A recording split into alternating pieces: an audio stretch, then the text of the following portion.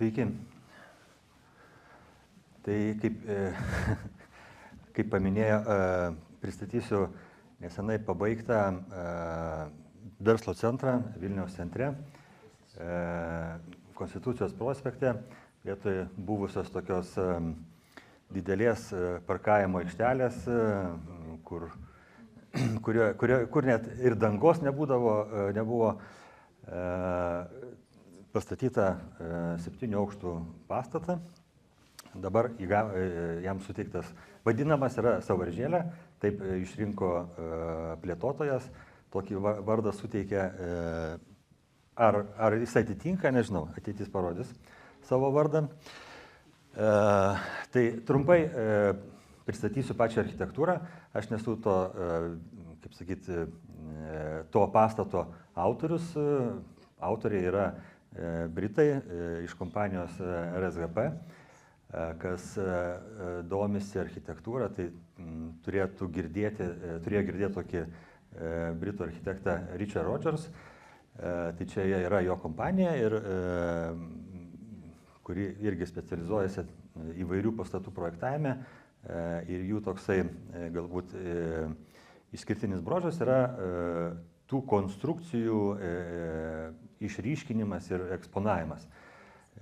Pats pirmasis toksai galbūt vienas iš žymiausių pastatų, tai buvo Paryžiuje Pompidou centras, nuo kurio ta kompanija išgarsėjo ir tapo pasaulyje plačiai žinoma, bet po to, aišku, yra ir kitų labai daug pastatų.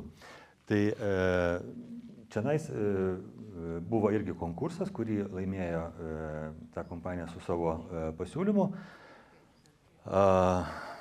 Vizualiai pastatas galbūt labai stipriai nepasikeitė nuo to, kas buvo pristatoma konkurse, bet imant ir lyginant tą konkursinį projektą su realizacija, tai visokiausių įvairių pokyčių, ypač viduje, konstrukcijose, tai tikrai buvo nemažai. Tai trumpai aš pristatysiu pačią architektūrinę idėją, pabandysiu ją perteikti taip, kaip perteikinėja Britai, ir pristatysiu konstrukcijas ir trumpai apie tvarumo sprendinius šitam pastate, kas pavyko ir kas nepavyko. Čia yra toksai laiko tokia seka, kada prasidėjo viskas, 22 metais konkursas, planavimas po to, aš prisijungiau turbūt 22 metų kažkur viduryje, mūsų kompanija prisijungė ir pradėjo dirbti, tada techninis projektas ir realizacija. Čia tas fonas toksai yra padarytas autorinis kūrinys, kuris tenais pastate yra eksponuojamas, irgi tos pačios kompanijos sukurtas specialiai šitam pastatui ir galbūt galim netgi sakyti specialiai Vilniuje. Bet tai yra fonas. O viršuje matote, kas prisidėjo prie šito projekto, tai irgi iš Londono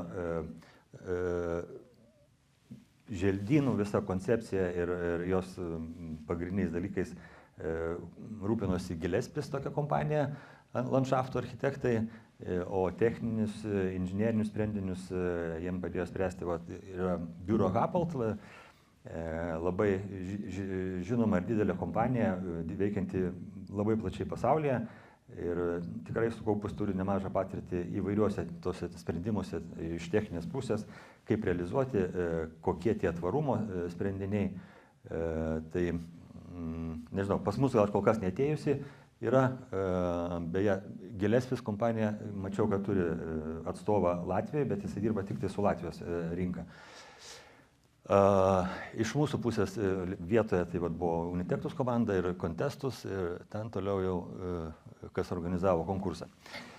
Tai ištakos pačio projektavimo, aš čia pasiskolinau tas vizualizacijas ir medžiagą iš pačių Britų, čia yra jų eskizai, kaip visą tai jiems gimė, kaip jie dėliojosi prioritetus, kaip išryškino svarbius dalykus, kryptis toje vietoje, kas jam buvo svarbu, esama padėtis. Ir čia galbūt tokia apibendrinta yra tai, kas, kuo jie grindžia savo tą koncepciją, tai kad yra vienoj pusėje, kur matote, raudonais mažais kvadračiukais, tai pabrėžia, kad tai yra toks smulkus užstatymas, pakankamai chaotiškas, pabiręs, nestruktūrizuotas, o kitoj pusėje, kur yra tas jau Vilniaus naujasis rajonas, kur yra stambesni pastatai, jie yra parodyti mėlynai, jie turi savo struktūras, tam tikras aiškesnės stačiakampės linijas. Tai jie toj vietoj, kur tas pastatas turi atsirasti, tam sklype, jie pabandė tas dvi užstatymo urbanistinės struktūras sujungti, tuos mažesnius, smulkesnius pastatus pakišdami po apačią, o tą jau struktūruotą šiuolaikinį užstatymą užkeldami į viršų. Tai tokia jų buvo idėja čionais sujungti tą urbanistinį audinį. Pačio pastato, pačio jo tūrio paieška, jie čionais irgi tokiuose eskizuose parodė, kaip vyko ta ieškojimai, iš ko jie iškeliavo, iš tam tikro vientiso didelio, galbūt tokio solidaus bloko ir kaip susiskaldė ir iš ko išgavo tą architektūrą. Ir toliau irgi tas pats, atitinkamai reaguoja į aukštingumą, į aplink esančius svarbius statinius, bažnyčią. Ir apačioje taip pat yra ta pati jų idėja parodyta tokiom pakankamai paprastom priemonėm, kaip tas smulkus mažas užstatymas iš vienos pusės susijungia su tuo didesniu struktūriniu administraciniu pastatų bloku. Tai ir čia irgi panaši tokia skaidrė, kurios buvo naudojamos čia ir anksčiau, pristatant projektą ir visuomenėje. Tai dešiniai pusėje yra tas, kaip ir anksčiau pasakojau, smulkusis, kairėje pusė tas stambusis ir jie šitoje vietoje susijungia. Pastato maketas, čia įdėjau skaidrę, koks jisai buvo padarytas. Ir pastato vizualizacijos. Vizualizacijos čia yra dar tos, kurios buvo projektinėje medžiagoje, kada viešinome, kada rengėmės tik tai projektą daryti. Ir ateityje galėsite vėliau pamatyti, kaip tai atrodo jau realizavus projektą. Pastato planinė struktūra, tai ką iš pat pradžio aiškinau apie tos tokius tą jungti tarp smulkių ir stambių, tai tos smulkus tie elementai, kurie turėtų pasilikti tam pirmajam aukšte, tai jie ir bandė tą dalyką padaryti, atitinkamai yra per centrą padarytas toksai praėjimas, kur pėstieji gali praeiti ir viena kryptim, ir kita kryptim, ir galuose, šonuose išdėstytos tie tokie smulkus tureliai, kur gali vykti atskira galbūt paslaugos, prekyba ir visa kita, kas reikalinga žmonėm. Visą laiką buvo noras padaryti tai, kad tas apačia ir tas atriumas jisai būtų toksai praeinamas, prašviečiamas ir jame vyktų trauka, žmonės judėtų, nebūtų vien tik tai kaip paprastas eilinis biuras, kur tu ateini, užsikeli pas save į viršų ir tenais sėdi. Kiek tai pavyko, lankytojai vertins eigoje. Ir aišku taip, turi pastatas pakankamai didžiulį masyvų stoglangį, 30 beveik metrų aukštyje, maždaug siaurąją kraštinę apie 14 metrų yra jo plotis, o kita kryptim apie 45 berods. Tai tikrai didelės konstrukcijos, čia tokia erdvinė nuotrauka, iš modelio padarytas toks vaizdas, kaip visą tai susidėlioja ir kaip tai atrodo, kaip tas pastatas, kokia jo yra sąranga. Aišku, jo, tenais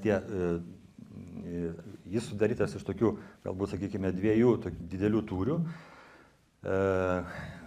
3., 4. ir 6., 7. aukštuose, kurie prastumiami vienas kito atžvilgiu, padaroma to pasiekoje vienoj pusėje pakankamai didelė terasa, kitoj pusėje gaunama tokia dengta erdvė, po kuria, kur sudaroma tokia su stogu tokia prieigos prie pastato. Vienas iš tokių dalykų, ko nepavyko tenais įgyvendinti, kas buvo konkursinėje medžiagoje ir apie ką, kaip autoriai tuo metu galvojo, tai ten tam pačiam priekyje, kuris atsuktas į Konstitucijos prospektą, buvo galvota daryti tokį, užtraukti tą erdvę tokiu tinklu, prašviečiamu, beveik nematomu tinklu, kuris ją dar labiau taip uždengtų, padarytų tokią dar labiau intimesnę. Eigoje kažkaip tai atsisakėme šitos dalies ir neįgyvendinome. Yra vėlgi ta struktūrinė pastato dalis. Nuotraukoje matote atriumą, tą centrinę dalį, čia yra vizualizacija įdėta dar, bet atrodo jisai labai panašiai. Kaip matote, yra keletas tokių 2 liftų grupės, po 3 liftus. Iš viso dar po to yra 4 laiptinės. Prie kiekvienos laiptinės yra techninės patalpos, kurios yra bent kameros, visa ta įrangos dalis, kuri reikalinga tam aukštui funkcionuoti. Ir tokiu būdu, decentralizuojant visą tą sistemą, aptarnavimo patalpų, jis sukurtas yra tokiu principu, kad galima būtų naudoti jį pakankamai išskaidytai, kad galima atjungti dalį patalpų, iš vis nenaudoti ir tai nedaro įtakos visiems kitiems. Ir, aš negaliu pripažinti, kad čia nėra toks kaip siekis, tai nebuvo toks kaip siekis, tai tiesiog tai išplaukia iš pastato struktūros, iš visų kitų sprendinių, kad toks inžinerinis aprūpinimas yra galbūt tinkamiausias būdas šitam pastatui. Tai va, ir čia jau yra nuotrauka padaryta realiai, jau po pastato realizacijos, taip kaip atrodytų, kaip jisai yra šiuo metu. Ir nuotraukos irgi, kaip minėjau, tai dar nepilnai buvo pabaigta, bet artėjant jau prie pabaigos, pakankamai panašiai taip, kaip buvo sugalvota, suplanuota. Ir norėčiau atkreipdėmėsi į tą kairėje pusėje esančią nuotrauką, specialiai panaudoti buvo ant fasado tie tokie vertikalūs elementai, kad būtų sujungtas tas pastatas su tais stogais, su tuo padriku užstatymu, kuris yra tarp pastato ir Kalvarijų gatvės. Tai ta apdaila, jinai taip tiesiogiai žiūrint nesimato, bet iš šono jinai atspindi tos pusės, tos stogus ir autorių manimų tai yra būtent to pabrėžiama ta jungtis su esamu urbanistiniu audiniu. Konstrukcijos. Ganėtinai netipinės mūsų regionai konstrukcijos, panaudota tokios, kur yra raudonos linijos, tai yra 4 tokios didžiulės santvaros, tiksliau sakant, 8 santvaros, nes viena santvara eina 2 aukštais, o kita dar kitiem 2 aukštam. Ir tos didžiulės santvaros remiasi į 6 kolonas, kurios dėstomos kas 16,5 metro. Tai labai mažai yra atramų į žemę, tos santvaros, kur matomos plane, laikančios tos konstrukcijos, jos yra šoninės turi atstumą 12,5 metro, o centrinė 14 metrų, ten, kur yra tas minėtas atriumas. Tai jau vien iš tų konstrukcijų tokia sąranga įgalina labai, mano manimu, jinai labai efektyvi ir mes negalėtumėm pastatyti kažko panašaus, panaudojant monolitinės konstrukcijas ar gelžbetonį. Todėl ir aišku, kaip pradėjau pačioj pradžioje pasakoti apie tos britų architektus, apie jų įmonės specifiką, apie tai, ką jie mėgsta, tai būtent jie kaip ir pasižymė tų konstrukcijų eksponavimu ir kadangi iš išorės mes turėjome jas pridengti, reikia apsisaugoti nuo šalčio, tausoti šilumą. Tai labiausiai tas konstrukcijos yra eksponuojamos viduje, jeigu jūs būsite kažkur netoli, galite užeiti ir pasižiūrėti jos. Tam atriume labiausiai išeksponuotos ir labiausiai yra matomos, jos perdažytos tos konstrukcijos gal 3 kartus, kad atrodytų gražiai dėl statybinio visų procesų. Ir galite ir įvertinti. Kalbant apie kitą konstrukcijos dalį, ten, kur įrengiamos perdangos, vėlgi yra tam tikra istorija. Ir šičia medžiaga yra iš dar konkursinės dalies, ten, kur dirbo Britai ir ką jie siūlė savo konkursinėje medžiagoje. Reikia paminėti, kad ten irgi buvo užkoduota konkursinėje medžiagoje, jau statytojo konkurso organizatoriaus prašymų, pakankamai daug įvairių sprendimų, ką siūlė ir padaryti tam, kad pastatas būtų kaip galima tvaresnis ir mažiau, sakykime, darytų įtaką mažesnė aplinkai. Tai buvo siūlomos trys variantai konstrukcijų: liejama vietoje, iš surenkamo gelžbetonio, bet darant tai truputėlį, kad ta surenkamų plokščių kryptis eina išilgai pastato. Ir tas pirmas variantas tai yra iš tų klijuoto medžio irgi plokščių, vadinamų CLT, ką panaudojo prieš tai buvusiam projekte pristatinėtam Sanctum, jie tas plokštės panaudojo. Tai čia irgi buvo tokie siūlymai, tačiau svarstydami įvairius variantus mes čia galvodami pakeitėme tą sistemą ir tas plokštės panaudojame žymiai didesnės gelžbetoninės plokštės didesnio storio, bet visai kitą kryptim jas sudėjome, atsisakėme tų tokių tarpinių skersinių sijų ir tuo būdu gavome daugiau erdvės viduje tom visom inžineriniam komunikacijom. Ir manome, kad tas žingsnis buvo teisingas. Bet jisai turi tą pasekmę, kad jeigu kalbėti apie tvarumą, tai mes nebegalėjome naudoti tų CLT plokščių, klijuoto medžio plokščių, kurios būtų dar labiau, sakykime, padariusios pastatą dar labiau tvaresnį.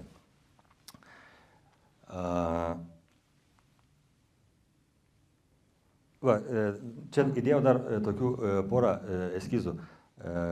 Dirbant su Britais tikrai teko pakankamai daug sužinoti ir netgi išmokti. Tai kiekvieną tą mazgą jie padaro taip ir pristato ir parodo tau, kaip jie įsivaizduoja jį, ko jie siekia. Mes gavome labai daug tokių visokiausių eskizų ir parodymų, kaip tai padaroma, ir ko jie nori, ką jie tikisi pamatyti finaliniam rezultate. Čia tokia irgi piešinys apie tai, kaip jie daro ir konstruoja tas konstrukcijas. Tai kiekviena konstrukcija, jinai skirtingoje vietoje atlieka skirtingą vaidmenį. Bet vizualiai yra padaryta taip, kad tos konstrukcijos išorinės, jų tas perimetras ir vaizdas, jisai liktų toks pat kaip ir tos, viena turi laikyti arba išlaikyti ten 100 tonų, kita tik tai 20 tonų. Tai ir atitinkamai ir metalo kiekis reikalingas tom konstrukcijom yra skirtingas. Tai derindami senučių storius yra pasiekiama tai, kad tos konstrukcijos vizualiai jos tampa identiškos lygtais, nors savo atlieka pakankamai skirtingą funkciją.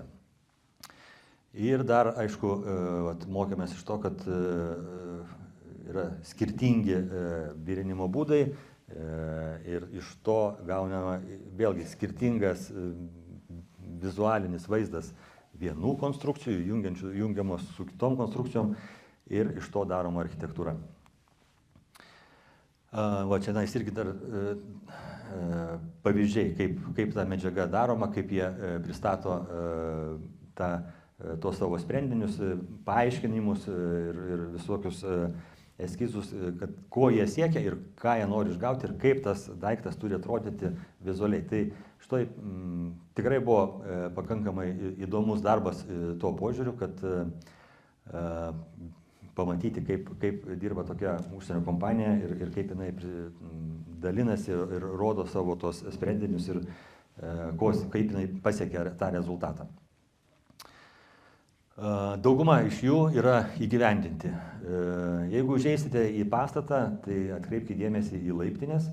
Laiptinės pirmom aukšte yra irgi atidarytos, atviros, prašviečiamos ir tai irgi buvo vienas iš tokių siekių, kad tas pastatas taptų kuo įmanoma skaidresnis, prašviečiamas, permatomas ir kad tame tarpe ir laiptinės jos neuždarytų tos perspektyvos, tų vaizdų. Ir laiptai yra, tokių laiptų aš nežinau, kur dar Vilniuje galima pamatyti. Pakopos yra labai plonos. Visas tos konstrukcijos suremtos ant metalinių sijų, viena kryptim ir kita kryptim, su tom, kaip ir čia parodyta, to atitinkamai spalvom. Ir turėklais taip sudėliotais. Tai laiptai yra, sakyčiau, irgi verta juos pamatyti ir pasižiūrėti, kaip atskiras meno kūrinys, mano galva. Ir tada bandom priartėti prie tvarumo. Tai tvarumas kainuoja. Pastatas gavo BREEAM Outstanding įvertinimą, kol kas tik tai už projektinę dalį, tačiau pateikta medžiaga yra gauti tą patį įvertinimą ir jau po pastato realizacijos. Tai labai daug nekankinsiu, čia viskas yra surašyta. Outstanding tai yra, kai surenki 85, daugiau negu 85% tų visų galimų balų vertinimo sistemoje, jisai surinko šitas pastatas 87,4. Galbūt yra dar kažkur tobulėti, bet pakankamai nemažai jau ir padaryta ir investuota į pastato tiek konstrukcijas, tiek žmonių, kaip sakyt, tas toks angliškas žodis well-being, kad jie gerai jaustųsi tame pastate, kad jiems būtų patogu dirbti ir smagu tenais. Čia tokia nuotrauka iš dar baiginėjant statybą. Tiesiog pastebiu tai, kad tas vaizdas, jisai truputėlį kitoks yra, nes ekranas turbūt keičia yra pakeista proporcija, tai pastatas yra ženkliai ilgesnis ta kryptim, bet kai ta nuotrauka suspausta yra, tai gaunasi toks labai keistas tas vaizdas. Tai tvarumas. Pastate panaudotos yra dvigubos stiklinimo sistemos, yra dvi tokios skirtingos. Yra dešiniai pusėje suspausto, vadinamas tas suspaustas dvigubas stiklinimas, ir čia per vidurį tas tradicinis, kur tu gali išeiti už pirmo įstiklinimo, ten yra tilteliai, ten gali atlikti valymą ir aptarnauti tą fasadą. Tačiau abiejais atvejais yra pliusas tas, kad tu gali turėti žaliuzes lauke, žaliuzės lauke tau leidžia apriboti šilumos patekimą į pastatą, ypač vasaros metu, šiluma lieka lauke ir tu gali tada naudoti mažiau išteklių pastato šaldymui, geriau kontroliuoti mikroklimatą viduje ir atitinkamai naudoti mažiau resursų pastatui funkcionuoti. Ir naudoti mažiau resursų reiškia išleisti mažiau pinigų. Čia yra dar labiau detalizuotos tos dviejos sistemos, ta vadinama suspausto dvigubai stiklinimo ir tradicinė. Tai suspausto, aišku, minusas yra tas, kad praktiškai kas antras langas turi būti atidaromas tam, kad galėtum prieiti prie tos sistemos iš vidaus ir sutvarkyti ją, jeigu reikia. Bet jinai vis tiek duoda tą patį efektą, kad tu gali kontroliuoti mikroklimatą ir, aišku, išleisti mažiau pinigų eksploatacijai. Buvo daromi čia įvairūs tie tų sistemų pavyzdžiai dar prie statybos metu gyvai to realaus dydžio padaryti taip, kaip atrodys. Praėjus tą visą procesą, galiu pasakyti, kad tas fasadas pasikeitė apie 30% nuo to, kai buvo pirmas padarytas pavyzdys, iki to, kas yra realizuota. Tai jeigu yra kolegų, kurie kažkada turės tą daryti, tai labai rekomenduoju tuos vadinamus mock-upus pasidaryti, nes tikrai labai daug dalykų parodo ir atskleidžia. Ir jie verti savo kainos. Šiaip nuotrauka parodanti tos fasadus ir yra keletą vaizdų iš vidaus. Aš kaip ir komentavau čia straipsniui, kad galbūt iš lauko jis netrodo toksai prašviečiamas, bet iš vidaus tu praktiškai sukiesi 360 laipsnių kampu ir tu viską gali visom kryptim yra matyti tą lauką. Aišku, ilgainiui turbūt atsiras vidinės pertvaros kažkokios tai, bet yra tokių vietų, kur yra labai toli prasišviečia viskas. Priklauso, aišku, nuo to, kaip bus įrengtos tos pertvaros, tos vidinės patalpos. Stogas. Aš nežinau, bandžiau prisiminti, ar dar yra Vilniaus centre koks nors pastatas, kuriame visas stogas apželdintas. Nepavyko. Tai šitas jau yra visas apželdintas. Kiek galima buvo, tiek tenais yra sudėtų tų šilokų ir vėlgi tausojama šiek tiek gryninamas oras Vilniuje, šiek tiek neleidžia tam stogui perkaisti, nes yra tie sluoksniai, kurie sugeria tą šilumą ir atitinkamai tada reikia mažiau pajėgumų tam, kad viduje mikroklimatas būtų malonus ir patogus. Turėtų dar atsirasti tenais saulės kolektoriai. Irgi vienas iš tokių svarbių aspektų, kuris daro pastatus labiau žalesnius, tam, kad dėl to, kad jie gamintųsi savo elektros energiją. Tai šitoj vietoj buvo nemaža kova su Vilniaus savivaldybė, su kultūros paveldo departamentu jie turėjo kitą poziciją, nežinau, kodėl jinai tokia buvo, bet kad jeigu stogas žalias ir jūs rodėt žalią stogą, reiškia jau viskas, jokių baterijų ant viršaus tai būti negali, nesvarbu, kad aplinkui pusė miesto yra su juodu stogu ir su bituminiu ir viskas tenais yra liktai gerai. O va čia mums uždėti tuos saulės baterijas, tai labai ilgai neleido. Tai todėl dabar ant to stogo atidarimo metu tų saulės ir baterijų ir nėra. Bet jau leidimas gautas, tai tikiuosi, kad kažkada jos atsiras tenais.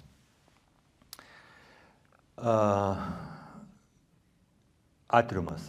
Atriume buvo tokia daryta, ne viena, aišku, idėja buvo apsvarstyta, bet pasilikta buvo prie šitos, kur yra padaryti tokie augalų tokios kolonos. Jas atliko, įgyvendino švedų tokią kompaniją, Green Fortune, ir yra dviejų tipų tos kolonos. Yra 3 kolonos, kurios pastatytos nuo grindų, 6, 9 ir 12 metrų aukščio, ir yra 6 kolonos, kurios yra nuleistos nuo viršaus, nuo stogo. Padaryti tokie įrenginiai, kaip ten iš audinio susiūta ir įdėta tie realūs augalai. Čia visur, kur nuotraukai matote, tai čia yra realūs gyvi augalai, ne imitacija kažkokia, o tikri augalai. Tai jam pravesta ir specialus drėkinimas ir to drenažinio vandens surinkimo sistemos grindyse padarytos. Tai nuotraukų šiandien, kur viršuje, tai nėra jinai dar tik po to, kai tie augalai buvo susodinti, dar jauni pakankamai, tai aš tai kvieščiau jūs užeiti kokio į vasaros pabaigą, kai turėtų jie jau prasiskleisti, sužaliuoti, labiau tos kolonos turėtų pasidaryti tikrai tokios masyvios nuo to stogo nuleistos. Ir tos 6 kolonos, kurios nuleistos nuo stogo, jos apačioje ten į nieką nesiremia, jos ten tiesiog, kaip sakyti, svyruoja. Norint labai galima pastumti, kad pradėtų svyruoti. Tai tas vėlgi, tie sprendiniai tokie, jie gyvi augalai, tai sukuria jaukumą, šviežina orą viduje ir daro tą aplinką labai komfortišką buvimui ir darbui tame pastate. Aišku, čia ta nuotrauka, kur apačioje, kairiai pusėje, tai specialiai jinai pagaudyta tokia, kur apačioje atsisėdus prie tos kolonos, būtent toks kampas pagautas, kad jau labai daug to žalumos. Nėra jos per daug, tikrai, bet iš kitos pusės tai sukuria tokią labai įdomią emociją tuo, kad tai pirmas dalykas, nėra labai tradiciška ir tas toks vaizdas. Ir tų augalų tikrai yra daug, kaip nei vienam kitam kol kas pastate taip nemačiau. Čia aš pabandžiau sudėlioti, yra medžiaga vėlgi iš konkursinio dalies, iš aprašymo, tai ką tie kūrėjai norėjo pačioj pradžioje ir ką siūlė padaryti, tam, kad pastatas būtų kaip galima žalesnis. Tai yra surašyti tos sistemos, kurias jie siūlė, ir yra indeksai, ir aš tiesiog prie kiekvieno iš jų, jeigu tai yra žalias burbuliukas, tai ta sistema yra įgyvendinta, jeigu raudonas, tai to nepavyko įgyvendinti. Tai dominuoja žalių daugiau, yra vienas mėlynas, kur buvo siūloma padaryti, kad langus būtų galima atverti, pavyzdžiui, vakare ir palikti per naktį tam, kad oras pasikeistų viduje ir kad būtų atšaltų tuo pačiu, tokiu būdu šaldyti vidaus patalpas. Tai įgyvendinta tik tai dalinai, nes tokia sistema realizuota tame pačiame atriume, kur viršuje yra oro ištraukimo ventiliatoriai, o apačioje yra dideli tokie langai atidarantis, kur galima tą orą paduoti. kad jisai pritekėtų ir tokiu būdu naktį, pavyzdžiui, pravėdinti tą visą atriumą ir atšaldyti jį natūraliai, nenaudojant šaldymo sistemų. Ko nepavyko padaryti? Nepavyko, pavyzdžiui, geoterminio šildymo padaryti, geoterminių sistemų, nepavyko padaryti elektros energijos saugojimo ir kaupimo įrenginių, tokių kaip baterijų, kurios tą galėtų ten tiesiog, čia galbūt ne mano sprendimai, statytojas skaičiavo, galvojo ir finale atsisakė tokių dalykų, nes skaitė, kad tai galbūt arba per brangu, arba nėra jam efektyvų. Nepavyko padaryti lietaus vandens surinkimo ir antrinio panaudojimo sistemų.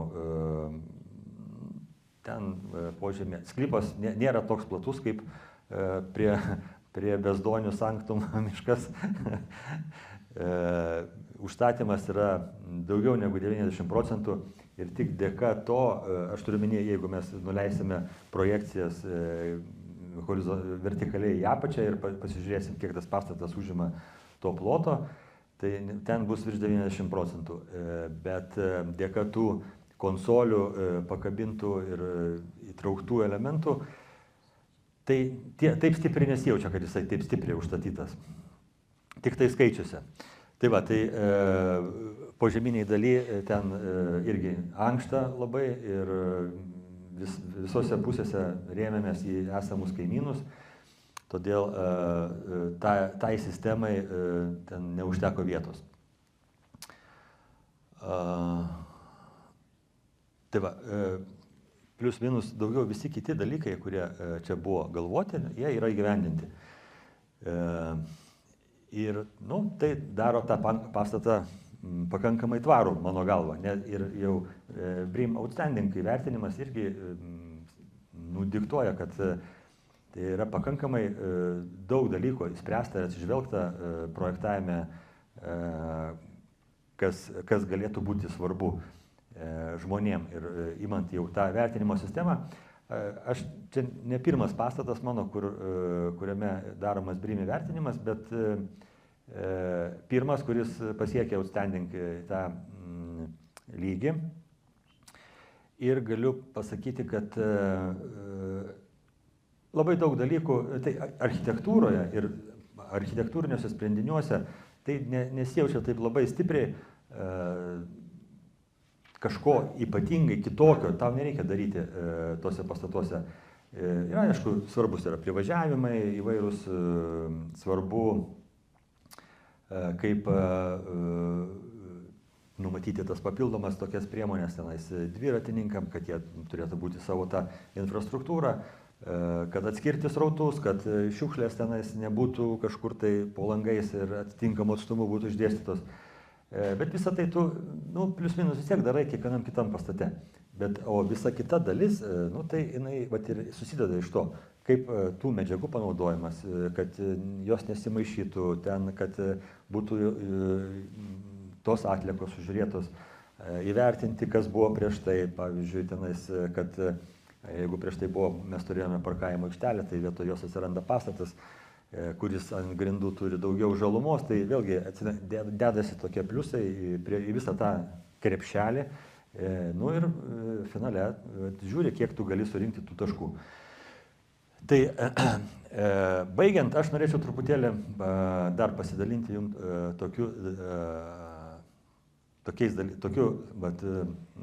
kaip sakyt, mintimis apie net zero, near zero arba embodied carbon, apie ką jau buvo užsiminęs ir Linas Kėvelaitis,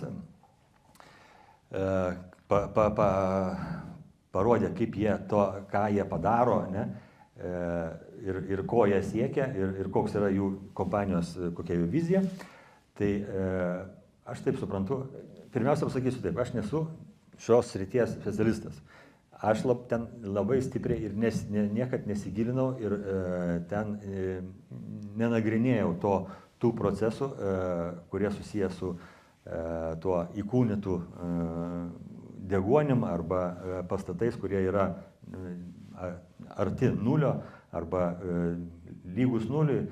Tai yra, kad jie jau tas anglies pėdsakas juose labai mažas arba netgi yra pastatų, kurie jau daugiau atiduoda aplinkai, negu kad suvartoja patys. Bet susidurti šiek tiek teko, kadangi buvo tokios mintis pradžioje daryti ir kažką tai padaryti pirmą pastatą Lietuvoje, kuris būtų bent kažkiek tai į tą net zero priartėtų ir būtų kažkaip vertinamas. Ir kitas dalykas, čia dar kitos skaidrį parodysiu apie tai, kad, pavyzdžiui, jau Londonės, jau ten yra iniciatyvinės grupės, kurios susibūrusios ten subūrė specialistų grupės, kurie analizuoja tos pastatus, skaičiuoja tą anglies kiekį ir aš manau, kad ar anksčiau ar vėliau visą tai ateis ir pas mus. Ir jeigu mums dar šiuo metu nėra labai įdomu, tai gali būti, kad po 5 metų jau visi skaičiuosime tą anglį ir žinosime tos skaičius labai aiškiai. Tai trumpai, kad eigoje statytojai nusprendė, kad jie nesieks kažkokio tai aiškaus įvertinimo ir vienas iš kriterijų buvo tai, kad nėra dar labai aiškiai sudėliota, ką reikia pasiekti. Yra daug grupių pasaulio mastų veikiančių, kurios, vėlgi, čia kiek man pavyko tą įsigilinti tai ir suprasti. Kiekviena iš jų turi šiek tiek kitokią tą savo supratimą ir viziją ir strategiją ir tie lygiai, ko reiktų siekti. Pas mus dar iš vis nelabai kalbama apie tą anglį ir jos pėdsaką. Bet jeigu trumpai, tai ką man pavyko surinkti tą medžiagą, kuri buvo pristatinėjama prie šito projekto. Tai kad vertinti mes turime pastatus, sakykime, taip, nuo pat pradžios iki pabaigos, iki jo gyvenimo užbaigimo, kai jisai bus nugriautas. Ir visame tame procese mes tik susidūrėm su labiau skaičiavom tik tą, kur apatinė lentelė matosi tie 3 tokie, kur A1, 2, 3, 4, 5, iki pradedant pastatą eksploatuoti. Tai labiau vertiname tos pirmus tas 3 dalis, tai yra projektavimas ir statyba ir iš ko tas bus statoma. Ir tai irgi turi nemažą poveikį. Kad pavaizduoti jums kokį tą poveikį turi, aš čia įdėjau 2 tokias palyginimo schemas apie tai, kad viena yra su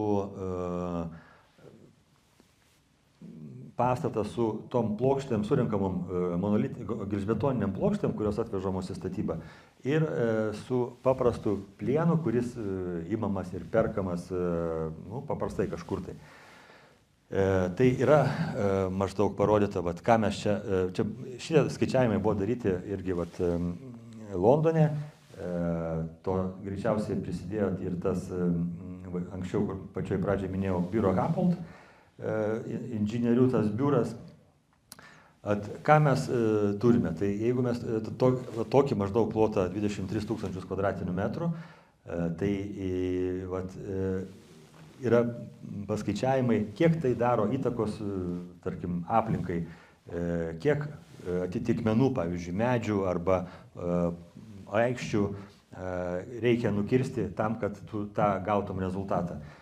Čia matote 116 000.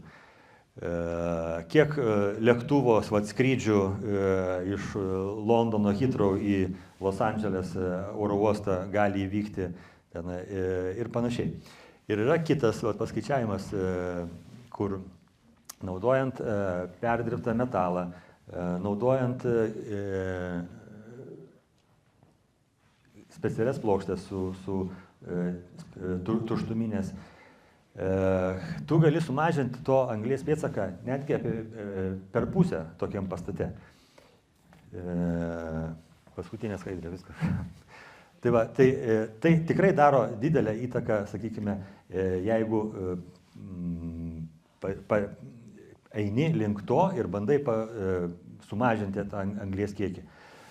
To diagramo čia parodyta, tie pirmi 3, kurie labai aukštai, tai čia maždaug tai, kai mes statome tradiciniu būdu naudojant.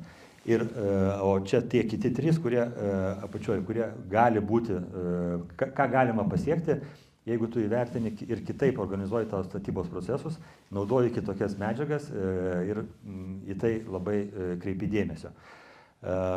Ten jūs matote apie 2200 to anglies kvadrate.